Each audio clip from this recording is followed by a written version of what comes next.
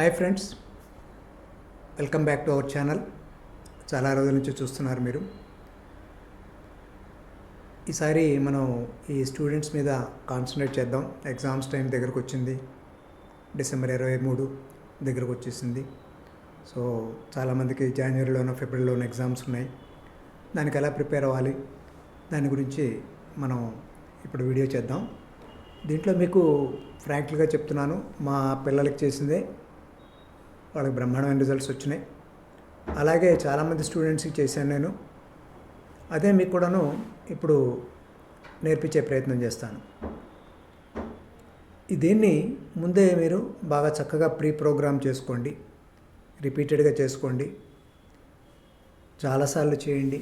చేస్తే అది మీకు మీలో భాగం అయిపోతుంది.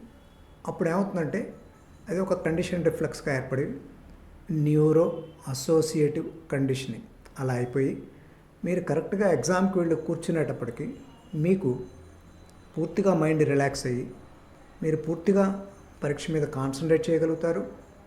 చేసింది పర్టికులర్గా కాంపిటేటివ్ ఎగ్జామ్స్ అంటే ఈ ఎంట్రన్స్ టెస్ట్లు అవి ఉన్నాయి చూసారా, మల్టిపుల్ చాయిస్ క్వశ్చన్స్ ఇలాంటివి, వాటికి ఇంకా చాలా పర్టికులర్గా యూస్ఫుల్గా ఉంటుంది. ఎందుకంటే చాలాసార్లు మీకు గమనించి ఉంటారు, ఏనా బీనా అనే అనుమానం వస్తుంటుంది చాలామందికి స్టూడెంట్స్కి. రెండు చాలా దగ్గరగా ఉన్నట్టుగా ఉంటాయి. అలాంటప్పుడు ఈ మైండ్ బాగా రిలాక్స్డ్గా ఉన్నప్పుడు మీకు ఖచ్చితమైన ఆన్సర్ వచ్చే అవకాశం ఉంది. అలాగే మీకు ఒక కౌన్సిలర్ని కూడా ఇస్తాను. కౌన్సిలర్ అంటే మీకు ఆ సబ్జెక్టు మీద నిష్ణాతుడైన టీచర్ కావచ్చు, లేకపోతే మీకు భగవంతుడి మీద నమ్మకం ఉంటే ఆయన్నే ఒక కౌన్సిలర్గా వాడుకోవచ్చు. సో దీన్ని మీరు చక్కగా రిపీటెడ్గా ఇది దగ్గర పెట్టుకుని ప్రాక్టీస్ చేయండి. ఇక్కడ వరకు ఎక్స్ప్లెనేషనే ఉంది. ఇక్కడ నుంచి సెషన్ ఉంటుంది. ఆ సెషన్ చాలా తక్కువసేపే ఉంటుంది.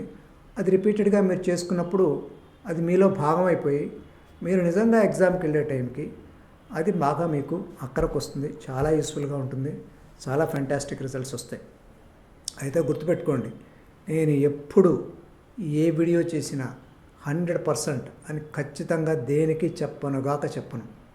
చేసుకున్న వాడికి చేసుకున్నంత మహాదేవ. తర్వాత ఎవరు ఎన్నిసార్లు చేసుకున్నారు, ఎవరు అంత అంకిత భావంతో చేసుకున్నారు, ఎవరెంత కమిట్మెంట్తో చేశారు, ఎవరెంత పర్సివరెన్స్తో చేశారు, ఎవడి అంతకుముందు ఉన్న తెలివితేటలు ఎలా ఉన్నాయి, వీటన్నిటి మీద కూడా రిజల్ట్స్ ఆధారపడి ఉంటాయి. కానీ ఒక వాగ్దానం మటుకు చెప్పగలుగుతాను, మీరు దీన్ని రిపీటెడ్గా చేసుకున్నట్టయితే డెఫినెట్గా మీలో ఇంప్రూవ్మెంట్ అనేది కంపల్సరీగా వచ్చి తీరుతుంది. మీరు ఇది వరకు 100 మార్కులు వస్తుంటే మీరు రెగ్యులర్గా దీన్ని చేస్తే, దీన్ని మాస్టర్ చేస్తే డెఫినెట్గా 110 నుంచి 115 మార్కులు 10 to 15% డెఫినెట్ ఇంప్రూవ్మెంట్ అనేది వస్తుంది. మీరు ఎంట్రన్స్లో చూసుంటారు. ఎగ్జాంపుల్కి 140 మీద 100 మంది ఉంటే 145 మీద 5-6 ఉంటారు. 130 మీద 1000-1500 మంది ఉంటారు. అంత తేడా ఉంటుంది. ఒక్కొక్క మార్కుకి ఒక్కొక్క మార్కు మీదనే కొంచెం కింద మార్కులు తగ్గే కొద్దీ 1000 ర్యాంకులు 2000 ర్యాంకులు తేడాలు కూడా వస్తుంటాయి. ఆ టైంలో ఇక మీకు మళ్ళీ ఇంటర్మీడియట్ మార్కులు యాడ్ చేయటము, దాని ప్రకారం ర్యాంక్ ఇవ్వటము, లేకపోతే ఇక సరే మీకు తెలిసిందే డిఫరెంట్ కేటగిరీస్ వైజ్గా ర్యాంక్స్ అనేది జరుగుతుంది. అవన్నీ మనకొద్దు.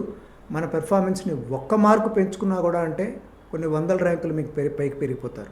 అట్లా మీరు ఒక 10 మార్కులు మీ పెర్ఫార్మెన్స్ పెంచుకోగలిగితే ఇక మీరు ఊహించలేరు.